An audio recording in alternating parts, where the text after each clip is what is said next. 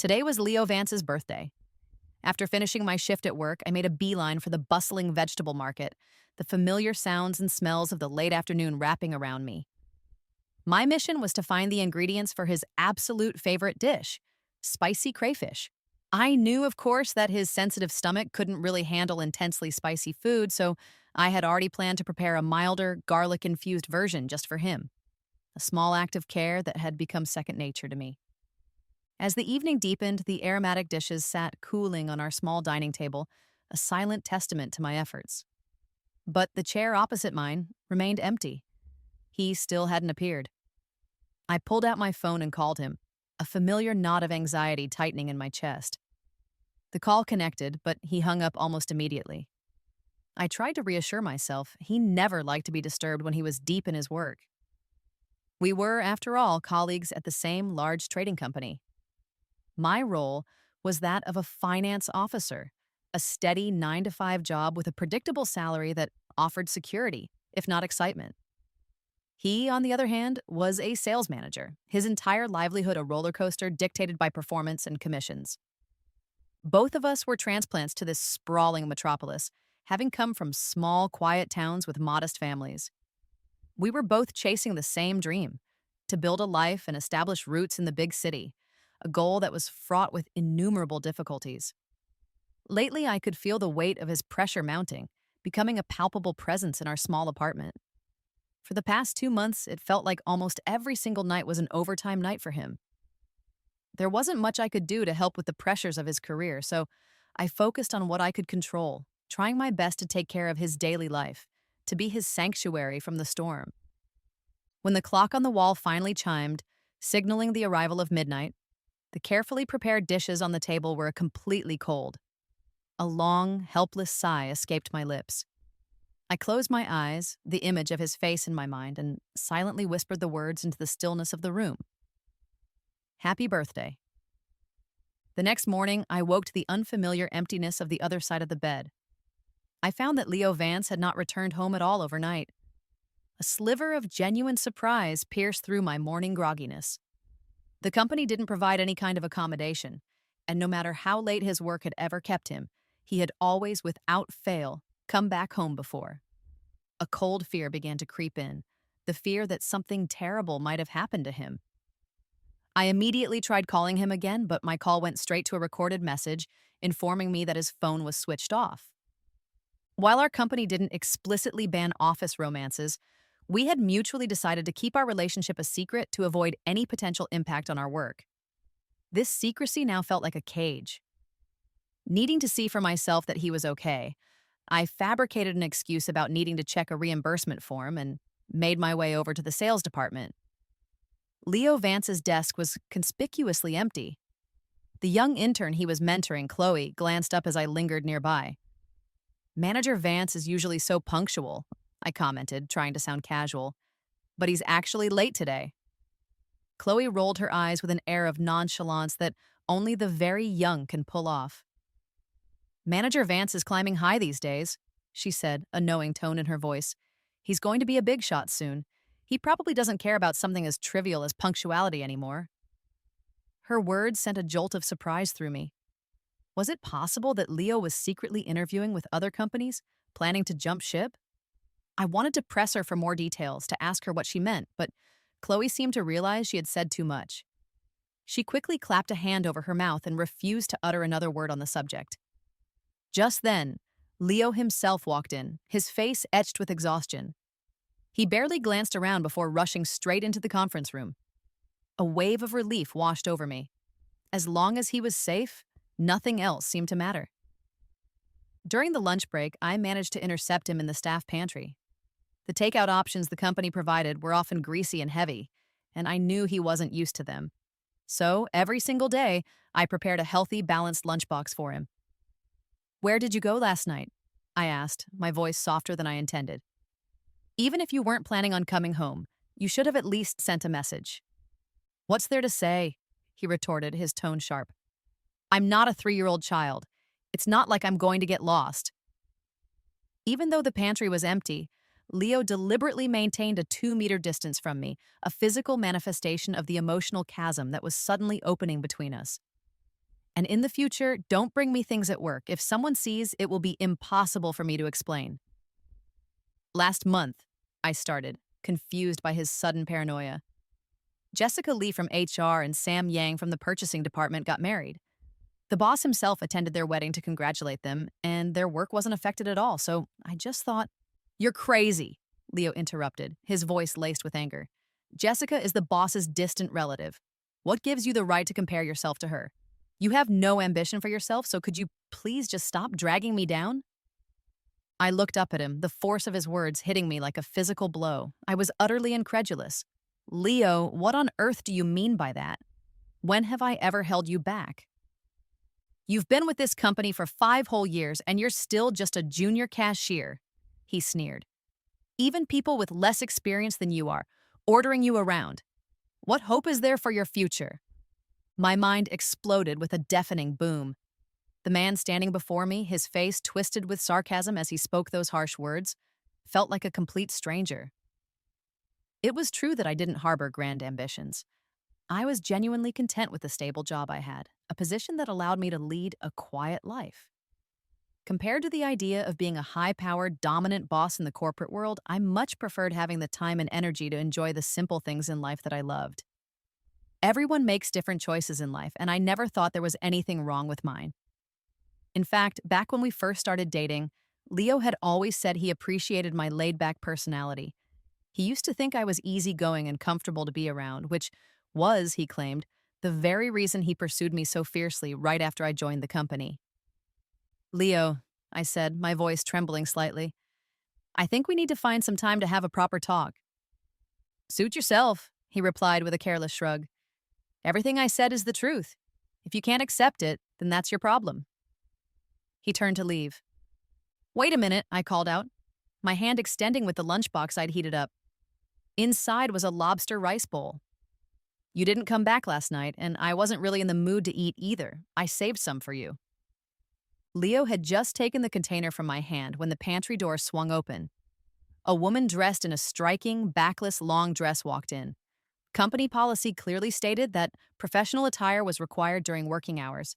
There was only one person in the entire company who dared to flout the rules so openly: the heir to the entire corporation, Isabella Sterling.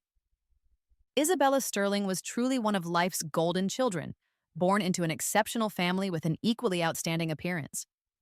After graduating from a prestigious university, she had joined her family's company and was being meticulously groomed as its future successor. "Mr. Sterling," Leo said, his entire demeanor changing in an instant. He became humble and meek, a fawning smile plastered on his face. "What brings you here? Did you want some coffee?" "You could have just sent me a message." "I would have been happy to get it for you." He looked like a completely different person from the man who had just been tearing me down.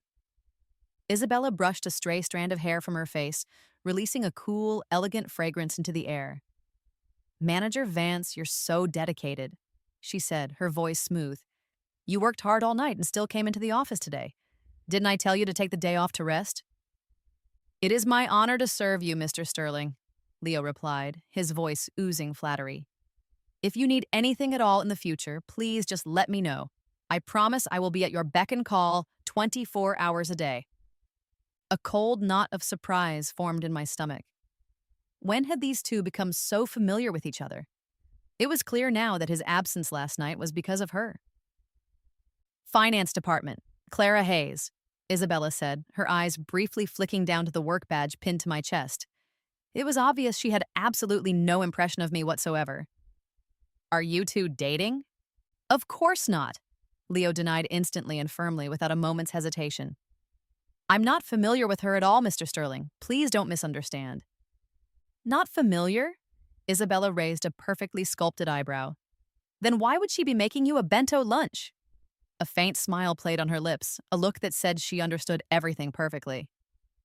Leo whirled around and glared at me, his face a mask of pure disgust. "Miss Hayes, how many times do I have to tell you? I'm not interested in you. Please stop bothering me in the future." "What are you saying?" I whispered, leaning against the counter to steady myself, my legs suddenly feeling weak. "We are all colleagues here," he continued, his voice growing louder and angrier. I was trying to consider your reputation and didn't want to make things ugly, but your behavior has already crossed the line into workplace harassment. With a final dramatic flourish, he threw the bento box I had so carefully prepared for him into the nearby trash can with tremendous force. The loud clatter echoed in the small room, drawing the attention of our colleagues in the main office, who all stretched their necks to look in our direction. In that moment, I knew I should have felt an overwhelming sense of embarrassment, but instead, my mind was a complete and utter blank. I just quietly watched the man in front of me, his familiar face gradually morphing into something unrecognizable, so unfamiliar that it frightened me. "Mr. Sterling," Leo said, turning back to Isabella, "I hope today's events haven't been too embarrassing for you. I would like to ask you to be a witness. If she continues to be this obstinate and it affects my work, I will have no choice but to report her to the company and follow the official procedures for punishment." "It won't come to that," Isabella said. Her tone was meant to be comforting, but there was an unmistakable hint of disdain in it. "There are plenty of fish in the sea. There's no need to obsess over a single one." Manager Vance has already made his refusal quite clear. Miss Hayes should learn to be more at ease and simply let go. Let go. I shook my head and forced a bitter smile to my lips. I wanted to let go too, but it didn't seem to be that simple. I have always been quite insensitive when it comes to matters of the heart. Throughout my school years, whenever boys tried to approach me, I regarded them as some sort of ferocious beast and kept my distance. Leo was my first love, the one who had enlightened me to the world of romance. I had followed his lead, learning, little by little, what it meant to fall in love and how to be someone's girlfriend. And in the beginning, he was truly, genuinely kind to me. My old apartment was too far from the company, so to allow me to sleep in a little longer each morning, he would wake up early every day to prepare a hot, steaming breakfast for me. During holidays, we rarely ate out at restaurants. He would proactively go to the market to buy the freshest ingredients and spend hours experimenting with different ways to cook delicious meals for me. To be honest, most of my own cooking skills were learned by secretly watching and mimicking him. He was always stingy with himself, but he was incredibly generous with me. Every time the seasons changed, he would take me to the mall to buy new clothes. Even if they weren't expensive designer brands, his clever sense of style and matching always made me stand out. In his own words, "The workplace is a runway, and my girlfriend absolutely cannot lose to anyone." Encouraged by him, I, who had been sensitive and insecure since childhood due to my family background, gradually began to gain some courage. I even started to believe that perhaps my life could have different, better choices. On the third anniversary of our relationship, he proposed to me. Overjoyed, I took him back to my hometown to meet my mother. It was from that moment that everything started to change. I am the child of a single-parent family. My father had been ill for many years and passed away long ago. It was my mother who raised me through her own hard work. She did not approve of me marrying so far away and showed a great deal of hostility towards Leo, trying to persuade him to leave. She demanded a bride price of $300,000, not a single cent less. I had a huge argument with her, and after a fight with Leo as well, I slammed the door and left. After we returned to the city, Leo was constantly gloomy. After several long talks with his own parents, he proposed that we break up. I firmly disagreed. In my mind, the true essence of love is persistence.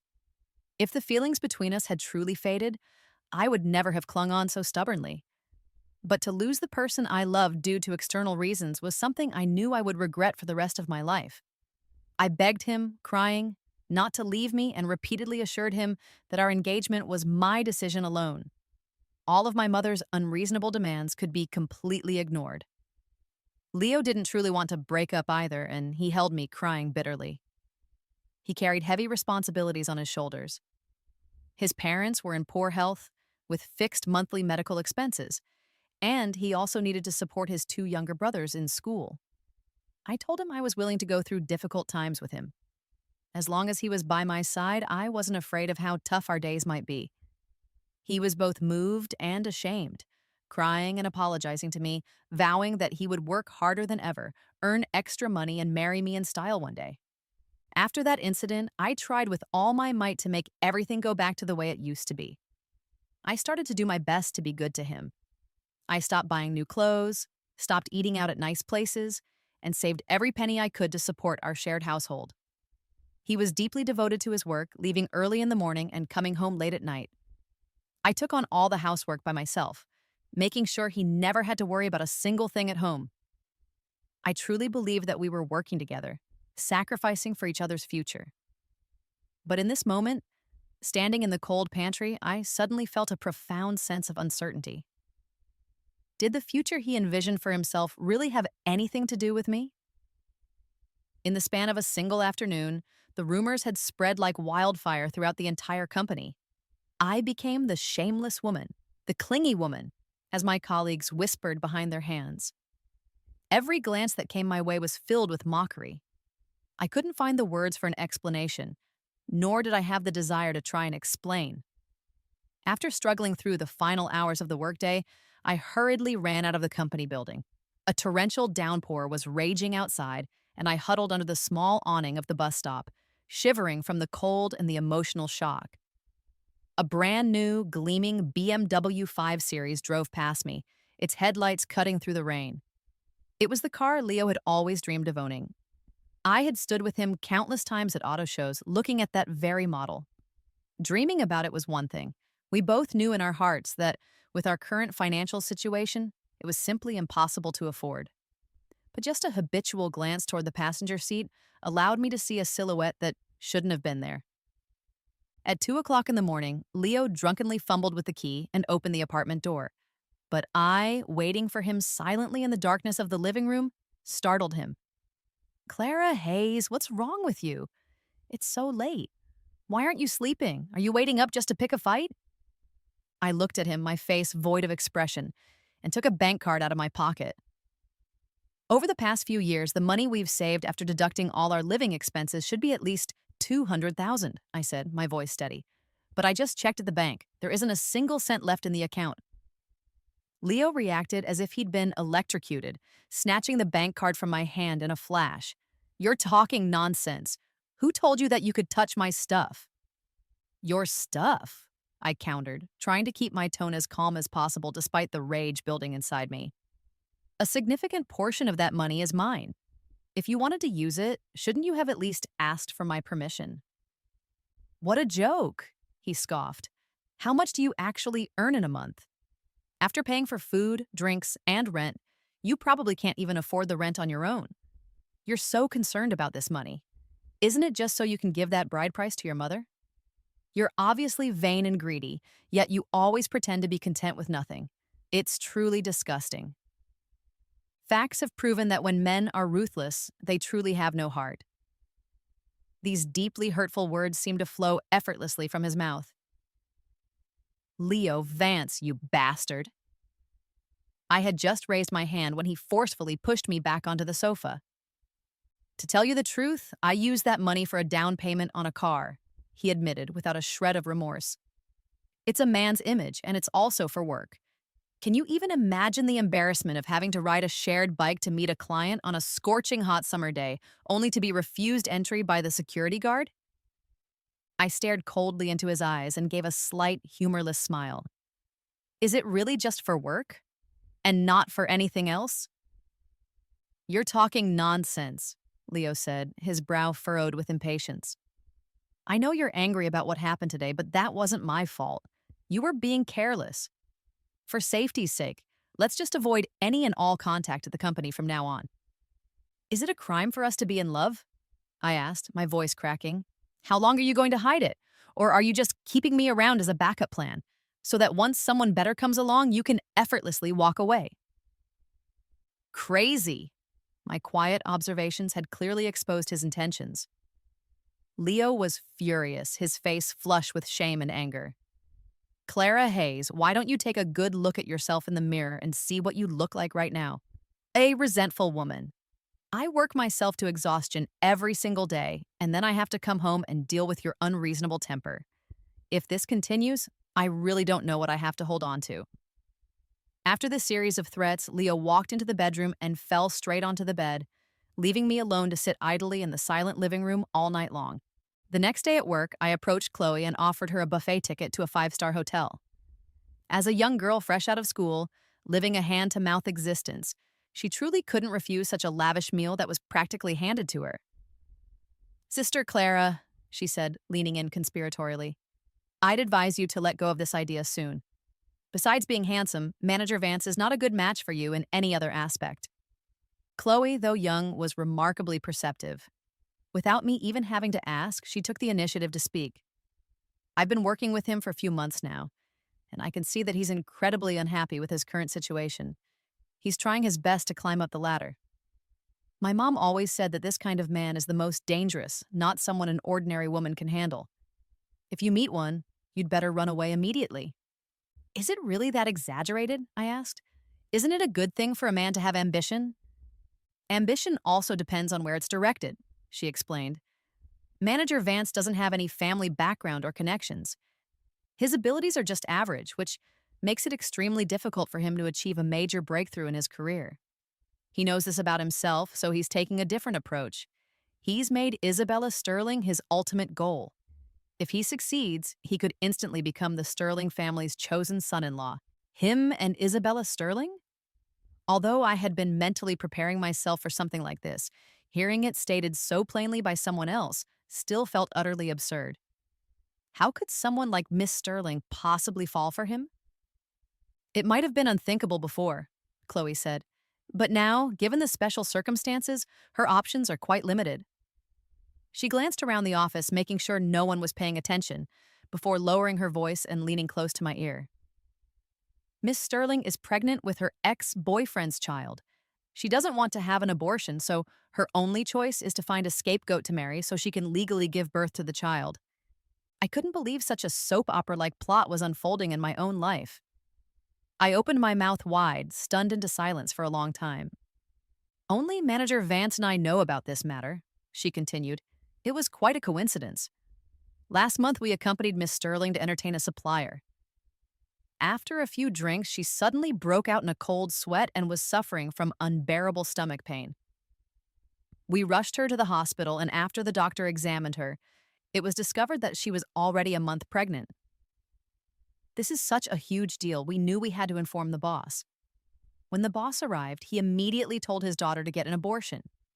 But Miss Sterling insisted on keeping the baby, even saying she would find a father for the child as soon as possible and would absolutely not let the Sterling family lose face. I understood everything in my heart. Leo Vance had set his mind on this path from that very moment. This past month, I've really had my eyes opened, Chloe said. Manager Vance was willing to humble himself to an incredible degree to climb up the social ladder. Miss Sterling was just in the early stages of her pregnancy, so she was emotionally unstable and her taste changed frequently. She would often want to eat strange things late at night. To win her over, he responded to almost every single one of her requests and spared no expense. The afternoon before yesterday, just before quitting time, he suddenly received a message from Miss Sterling saying that she wanted authentic Nan City soup dumplings. Without a moment's hesitation, he immediately got in his car and drove there. Nan City is 600 kilometers away. He drove overnight and finally managed to deliver the fresh dumplings into Miss Sterling's hands before work started the next morning. Chloe babbled on endlessly, and I felt like a bowl of leftover soup, growing cold on the counter, condensing bit by bit. It turned out that while I was at home, waiting for him on his birthday, anxiously wondering where he was rushing across 1,000 miles for another woman. Thinking of those discarded garlic crayfish, I suddenly found the situation immensely ironic. He was still the same person. When he wanted to, he could hold anyone in the palm of his hand and make them feel like the most important person in the world. Maybe to him, this was just a manipulative tactic, a way to deceive people. But I had mistakenly taken it for love. I knew I should leave now. After all, this was the first love of my life. No matter how distressing the situation was, I still wanted to say goodbye to him properly. However, Leo Vance seemed to have disappeared into thin air. He was neither at the company nor at our home. Chloe told me he had apparently gone to business school for some further studies, preparing for his next step up into senior management. As expected, on the day of the company's annual party, he, as the newly appointed vice president of sales, dressed in a sharp, expensive suit, made a dazzling appearance. Standing beside him was a woman in a red dress as bright as fire. Isabella Sterling. The two of them publicly announced their relationship with great fanfare. Leo eloquently expressed a heartfelt declaration of love. Isabella had a radiant smile on her face, but it did not reach her eyes. Leo, trying hard to play his part, took a large dove egg-sized diamond ring from his pocket, knelt on one knee, and proposed on the spot. He seemed to have completely forgotten that he still had a fiancée. And at that very moment, his fiancée was witnessing the entire process of being abandoned firsthand. Or maybe he did remember, but he simply didn't care. It was a ring bought with our money. It fit Isabella's finger perfectly. Kiss her! Kiss her! Kiss her! Amid the roaring cheers from the crowd, Leo carefully leaned towards Isabella and left a light, chaste kiss on her lips. "It's over," Chloe whispered beside me, her face mournful and completely out of place with the joyful atmosphere around her. "Those two are actually together. They probably won't kill me to keep their secret, right?" I was amused by her dramatic look, and I started laughing so hard that tears streamed down my face and I couldn't stop. At this point, there was no reason for me to stay any longer. I packed my bags that very night and left the apartment, leaving everything behind except for my own clothes. It was quite funny, really. In this huge, sprawling city, I couldn't find a single friend or relative to turn to. For all these years besides my work, Leo Vance had been everything in my life. In my effort to run our little home well, I had missed out on so many other things. I visited several hotels in a row, but the high room prices made me hesitate. I cursed myself a million times inside. When I'd handed over my salary card to Leo, I never thought that one day I would end up losing everything, including all my money. I dragged my suitcase and wandered the streets like a stray dog. Late into the night, a group of rowdy guys on motorcycles suddenly appeared on the street. They whistled and circled around me, leaving me with nowhere to hide. I was terrified. Then I remembered that Chloe lived nearby, so I mustered my courage and called her. That girl was even more righteous than I could have imagined. In just a few minutes, I saw her running towards me in her pajamas, fiercely scolding and driving away those malicious troublemakers. I didn't know how to explain the past between me and Leo to her. I could only tell her that I had been driven out by a ruthless landlord, and I hoped she could take me in for the night. "My roommate just moved out a few days ago," she said, "and I've been worried about not having anyone to share the rent with. Clara, if you're willing, we could live together in the future." Willing, incredibly willing. Chloe was truly my savior. I immediately hugged her and gave her a vigorous kiss. In this new environment, I thought I would have insomnia, but unexpectedly I slept extremely soundly. If Chloe hadn't called me to wake up, I might have slept right past my alarm. The next morning, I was just planning out my expenses when I suddenly received a message from Leo telling me to come to his office. I found it amusing. He used to avoid me at every turn, afraid that I might be associated with him in any way. Now that he had just been promoted, he had become utterly unscrupulous. I ignored his message, but then he directly called my office line and personally asked me to deliver a reimbursement form to him.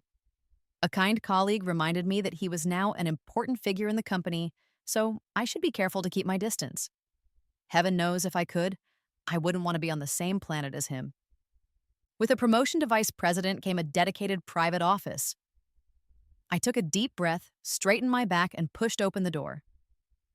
Leo had changed into another brand new suit, the kind of expensive brand we used to only see in magazines. I had to admit, the noble air of wealth was indeed captivating.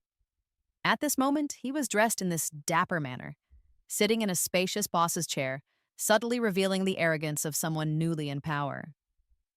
"Vice President Vance, here's the reimbursement form you requested," I said, my voice professionally flat. I placed the papers on his desk and turned to leave. "Stop." He suddenly stood up and blocked my path. "I just went home to get something and found that all your things are gone. What exactly do you mean by this?" I was so angry that I couldn't help but laugh. "Leo, for you to be asking this question seems unusual. What do you think I mean?" "I never told you to move out. Hurry up and move back." Leo's tone was unquestionable, as if I were just being capricious, playing a childish game of running away from home. "Leo, was I always too gentle with you in the past, making you think I was easy to bully?" "What?" Leo frowned deeply. "There are no legal constraints between us. Even though you cheated, I am helpless. As a qualified ex-girlfriend, I have silently left, which is already giving you plenty of face. What else could you possibly want? Leo shook his head, his tone suddenly urgent. I don't want anything, Clara. I know I've wronged you, but I had no choice. Just relying on the two of us, we would never be able to turn our lives around in this lifetime. Now I have money and power. As long as you give me a little more time, I will definitely let you live the life you've always wanted. The poor man. He still wanted to enjoy the happiness of being with two different women. Leo Vance, you are not insulting me. You are insulting yourself. We knew each other once. Let's part on good terms. Don't make me look down on you. Perhaps it was the resolute look in my eyes that hurt him. His own eyes suddenly turned grim. Clara Hayes, you will regret this. With your conditions, you will never find a man like me again in this lifetime. Thanks for your blessings, Vice President Vance. I replied coolly. I couldn't ask for more. Coming out of Leo's office, I ran straight into Isabella Sterling.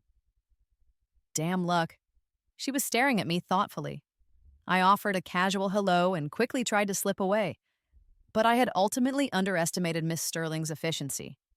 In just half a day, she had managed to dig into my entire past, including all the reasons and consequences of my relationship with Leo Vance. Sorry, Hayes, you're dismissed. On what grounds? I ultimately couldn't hold back my anger. Seeing me lose my composure, she seemed quite pleased. I don't care that Leo has had previous girlfriends. He is gentle, caring, sensible, obedient, and has a good appearance. That is more than enough for me. We are about to get married. Your presence here will only disturb his peace of mind. I won't allow anyone to be insincere in my presence. What if I disagree? Hayes, don't be so naive. Do you really think you still have a choice? With a single phone call, Isabella had me deleted from the company's employee list.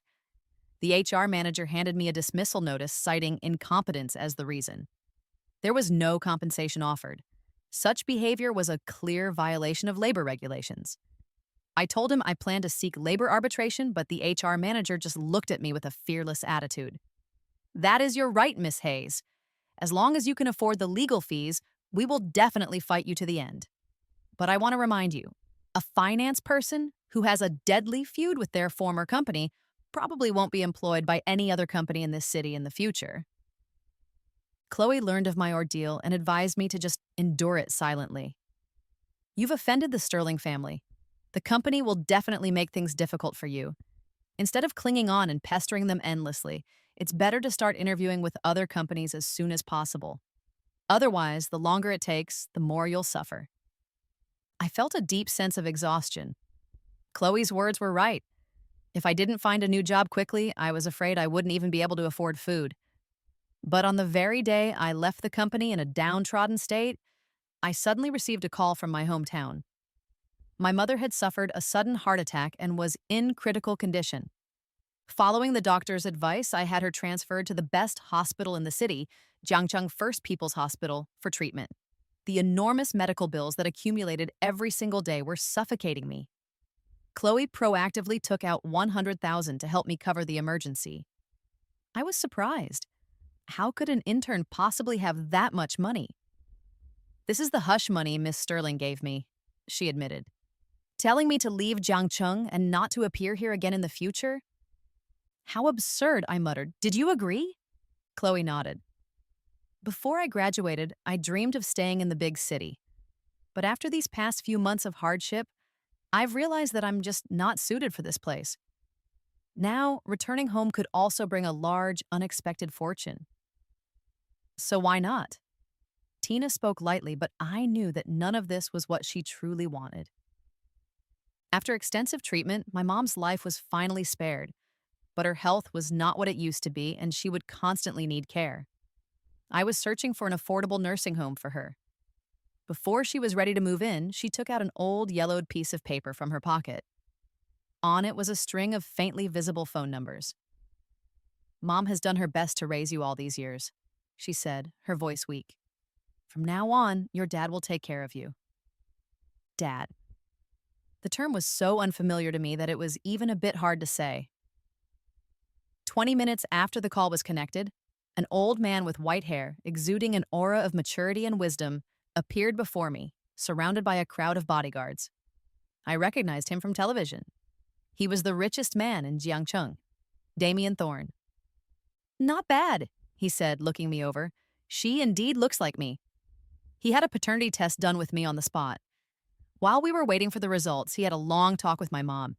Since I was a child, I had always thought my father had died young. To avoid hurting my mom, I rarely ever brought him up in front of her. It wasn't until today that I finally found out that I am Damien Thorne's illegitimate daughter. When my mom was young, she was a dancer, tall and striking in appearance. During an internal company performance, she had caught my dad's eye and became one of the many women in his large circle of girlfriends. Unlike the other women, who were all seeking fame and had clear goals, my mom surprisingly developed genuine feelings for him after half a year of getting along. She also knew that there would be no future between them. So, after learning she was pregnant, she immediately left without saying a word, disappearing from his life from that day on. "Don't blame me," my mother whispered to him. "I just wanted to have the child. There were many other women who got pregnant for you back then, and without exception, all of them were forced to undergo surgery. I also knew that I was unworthy, so I never disturbed you all these years. Now that Clara is grown up, she doesn't need much of your concern. I just hope that for the sake of our blood ties and family affection, you can give her some care." The test results came back, and I was indeed Damien Thorne's biological daughter. He was very happy and took me back to the Thorne family estate that very night. Due to his health, Damien Thorne has stepped back from the day-to-day management of his empire. Now the one in charge is his only son, who is also my half-brother, Tristan Thorne. Tristan Thorne is just a few years older than me, but he carries an aura of authority that makes people afraid to even approach him. I knew my place and my identity, and I constantly reminded myself to behave humbly. At dinner, I ate very carefully, not daring to make a move in front of the full table of delicacies. "Old man, haven't you told her?" Tristan suddenly spoke, his voice startling me. He actually called his own father old man. Damien Thorne just smiled silently. Tristan rolled his eyes dismissively. "This old man's sins when he was young were too many," he said impatiently. "Heaven can't stand it, so it has punished him to live a lonely life. He never married. And just like you, I am also an illegitimate child." "What?" I was so surprised that I opened my mouth wide, unable to speak for a long time. "So you can rest assured in this family," he continued, his tone softening slightly. "No one is more noble than anyone else." After he finished speaking, he got up and left the table. The heavy weight that had been pressing on my heart immediately dropped away. My brother was busy with work every day. My dad was carefree, traveling all over the world, so most of the time, I was the only one at home. I would go to the nursing home to visit my mother every morning, and in the afternoon, I would experiment with cooking and prune the flowers in the garden with the servants. Life was peaceful and comfortable. My brother once asked me if I was willing to come work for the Thorne Group. I thought about it for a long time and finally refused. I am very clear about my own limitations. I am not cut out for the business world, and going there would most likely only cause trouble for him. He didn't force me. Instead, he gave me an unlimited black card and told me to do whatever I wanted. Could I say that what I wanted most was to just laze around and do nothing, to be a parasite? To avoid falling completely out of touch with society, I took Chloe and we opened a cafe focused on light, healthy food. The poor girl had stayed at home for 2 months under her parents' all-around care and was on the verge of becoming depressed. She was so shocked to learn about my new identity that her eyes nearly popped out of her head. "Oh heavens, the wealth and riches have finally come to me," she exclaimed dramatically. "I ended up becoming best friends with the daughter of the richest man." I gently patted her on the head with a smile, reminding her not to daydream and to get to work instead. The cafe is located on the top floor of the Jiangcheng Landmark Tower, and it quickly attracted many socialites and white-collar workers. On Christmas Day, the place was absolutely crowded, and I had to change into a uniform and help serve in the front hall. Just as I was busy with work, a modern woman with a very pregnant belly appeared in front of me. Our eyes met, and both of us were taken aback. "Clara Hayes," Isabella Sterling covered her mouth, laughing in a very exaggerated way. I never expected that after leaving my company, you would end up in such a state. You used to be a university student, and now you're running around a restaurant carrying trays. Don't you feel ashamed? Ashamed? I replied, forcing a polite smile for the sake of our cafe's reputation. I only feel unlucky to have run into you. I earn money through my own labor. There's nothing to be ashamed of. Miss Sterling, please have a seat. I'll call someone to take your order right away. Stop! Isabella frowned, her face full of resentment. As a service staff, you have no sense of service at all. Do you believe me when I say that with just one word from me, you might not be able to keep this job? I was surprised. The Isabella I remembered used to be very aloof and cold. But after her marriage, she seemed to have changed completely, becoming clingy and unreasonable. Dear, aren't you hungry? Hurry up and order your meal. What are you talking to a waiter about? The latecomer was Leo Vance, and his appearance immediately made me feel a wave of discomfort. It was a holiday, I was just trying to work, and I still had to run into this scumbag. God, what rotten luck. Open your eyes wide and look, Isabella snapped at him. She's not just an ordinary waitress. She's your old acquaintance. It's rare to see each other. Do you want to sit down and catch up? Leo was stunned for a moment when he saw me. Then, a trace of anger appeared in his eyes. Clara Hayes, what are you doing here? I silently sighed inside. This couple was truly a perfect match. One was blind, and the other was visually impaired. Working to earn money, I said simply. Leo clenched his teeth as if I had done something unforgivable. Fine. You really are something, Isabella sneered coldly. So, are you feeling pity for her? How about I show some mercy and bring her back to the company to be your personal assistant?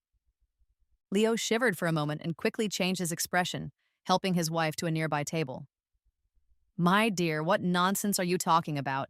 I have nothing to do with her. Even if she were to go out begging on the street, I wouldn't give her a single coin. Isabella snorted softly, then pointed at the empty glass on the table, indicating that I should pour her some water. I took a deep breath, reminding myself that I was the boss here and needed to have a big-picture mindset. However, this young lady was determined to embarrass me.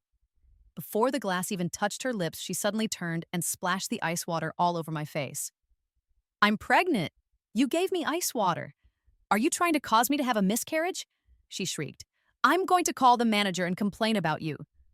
The commotion caused such a big fuss that all the customers in the shop looked over, and my colleagues also gathered around. I'm fine, I said firmly to my staff. You guys can go back to work. No need to worry about me. Sorry, Miss Sterling, I said, my voice even.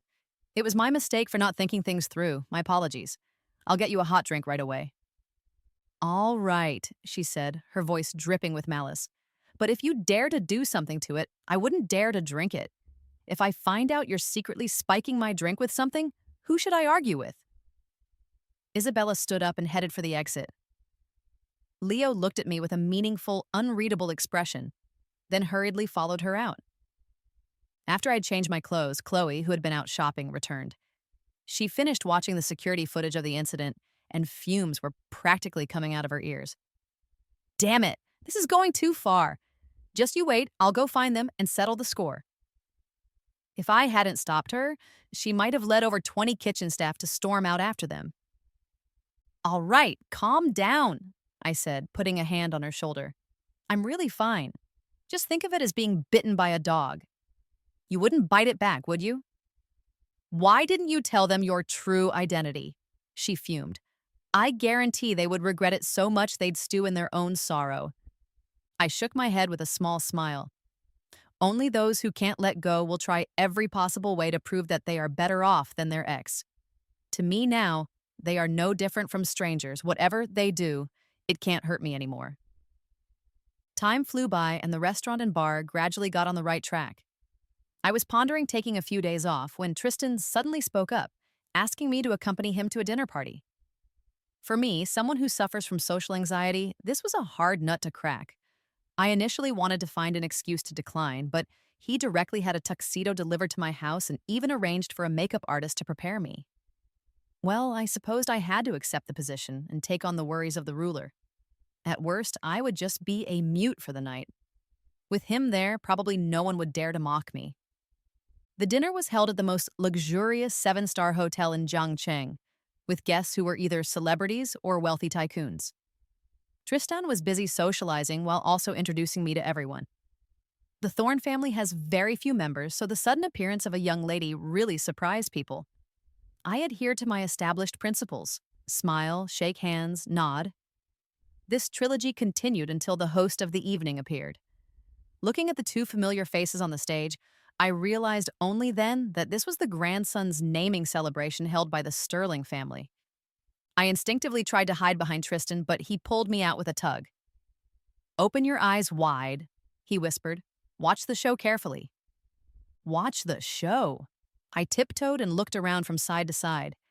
I saw only Isabella Sterling, who exuded maternal radiance with her voluptuous figure, and Leo Vance standing beside her with a drooping head and a listless look, appearing completely disoriented. Isabella gave a long speech, expressing gratitude for her parents' upbringing, her husband's support through thick and thin, and finally, thanking the adorable little angel in her arms for making her life complete. Sentimental background music started playing. She picked up the swaddled baby and received congratulations from everyone. I thought my eyes were playing tricks on me, so I quickly reached out and rubbed them. But in the pink swaddling cloth, the baby was completely dark-skinned. Clearly, the photographer was having the same doubt. A bright spotlight suddenly shone directly on Isabella. The frightened baby opened her mouth wide and cried loudly. "Heavens, she actually gave birth to a black baby!" A voice from the crowd exclaimed. "This is simply a joke." A commotion erupted among the guests. Isabella didn't seem to care at all. She put the baby into Leo's arms and pulled him along to toast at each table. Leo's face was even darker than the baby's in his arms.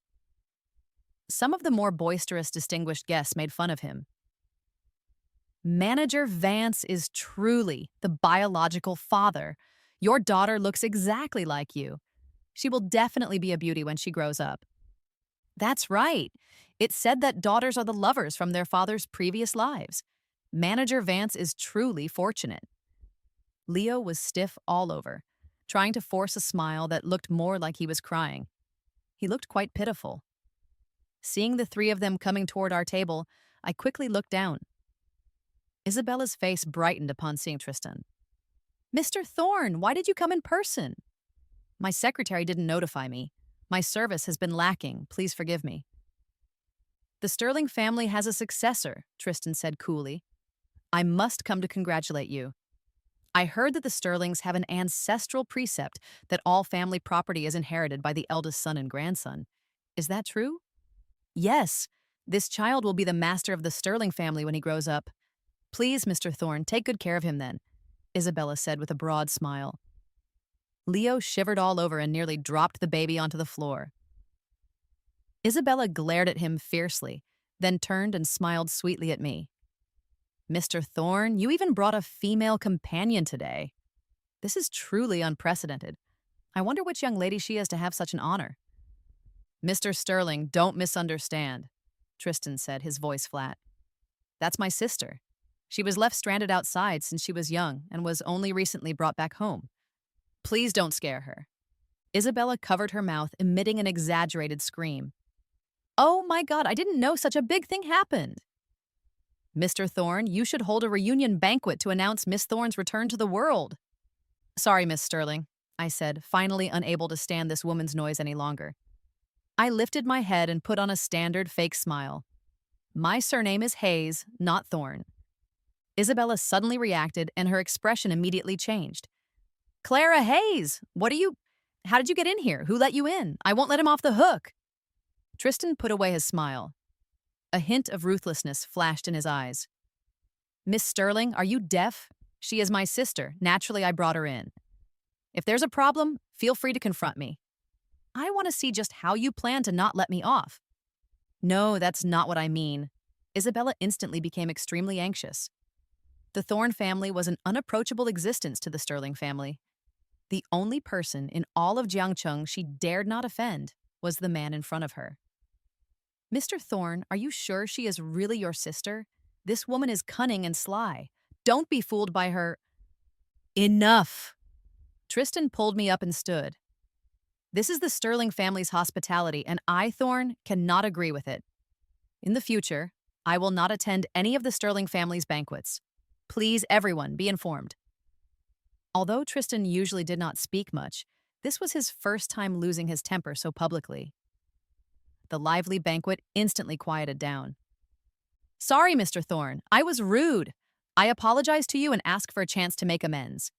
Isabella was stomping her feet in anxiety, but Tristan was unmoving, pulling me towards the door. Clara! Leo suddenly awoke as if from a dream. He returned the child in his hands to Isabella and ran towards me. Clara, you came here specifically to see me, right? I've always wanted to tell you that from the beginning to the end, I have only ever loved you. I wanted to seek wealth and honor, only to give you the best life. But now I realize how wrong I was. We were together for 5 years, every single detail. I remember it all in my heart. And our little home that we built together? I've kept it exactly the same. I believe that someday you will come back. I know you still have me in your heart. Please give me a chance to make amends for my mistakes. I will definitely make you the happiest woman in the world. I patiently watched him go crazy, feeling utterly amused inside. Are you finished talking? I asked. I pointed behind him. Isabella's eyes were nearly bulging out with fire. A sweet wife and a lovely daughter.